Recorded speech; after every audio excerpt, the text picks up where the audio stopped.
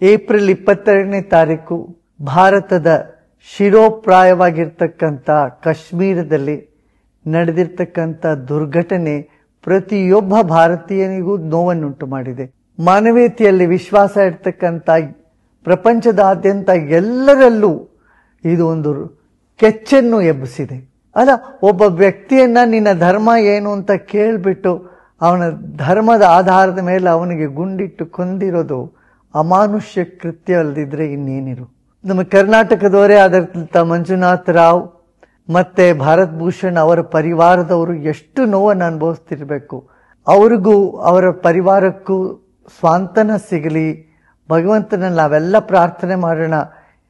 ಅವರ ನಷ್ಟವನ್ನು ಯಾರು ತುಂಬಕ್ಕಾಗೋದಿಲ್ಲ, ಆದರೆ ಅವರ ಈ ಒಂದು ದುಃಖವಾದ ಪರಿಸ್ಥಿತಿಯನ್ನು ಎದುರಿಸ್ತಕ್ಕಂಥ ಶಕ್ತಿ ಬರಲಿ ಅಂತ ಮಾತ್ರ ನಾವು ಪ್ರಾರ್ಥನೆ ಮಾಡ್ಬೋದು. ಮತ್ತೆ ಈ ತರ ಧಾರ್ಮಿಕ ಮತಾಂತತೆಯನ್ನು ಸಮಾಪ್ತ ಮಾಡಲಿಕ್ಕೆ ಪ್ರತಿಯೊಬ್ಬರು ಪಣ ಕಟ್ಟಿ ನಿಲ್ಲಬೇಕಾಗ್ತದೆ.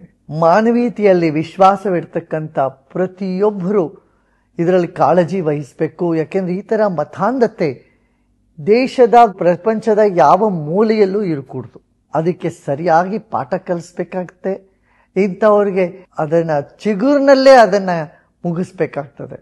ನಿಬ್ಬಿಟ್ ಅಟ್ ದ ಬಡ್ ಅಂತ ಅಂತಾರಲ್ಲ ಇಂಗ್ಲಿಷ್, ಅದು ಎಲ್ಲಿ ಈ ತರ ಬೀಜವನ್ನ ಬಿತ್ತುತ್ತಾ ಇದ್ದಾರೆ, ಹಿಂಸೆಯ ಬೀಜವನ್ನು ಎಲ್ಲಿ ಬಿತ್ತಾ ಇದ್ದಾರೆ, ಯಾರು ಬಿತ್ತಾ ಇದ್ದಾರೆ ಅಂತ ನೋಡಿ ಅವ್ರನ್ನೆಲ್ಲ ಒಂದು ರಸ್ತೆಗೆ, ಸರಿಯಾದ ರಸ್ತೆಗೆ ತರಬೇಕಾಗಿದ್ದ ಕರ್ತವ್ಯವಾಗಿದೆ.